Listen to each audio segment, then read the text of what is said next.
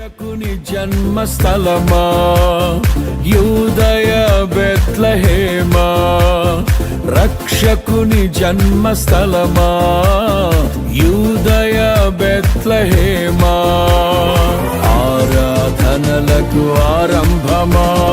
హృదయార్పణలకు నివాసమా,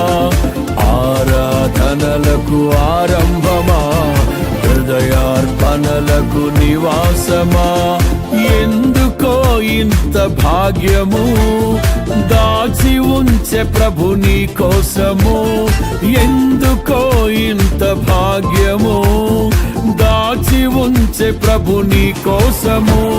స్తుతియు మహిమ ప్రభావము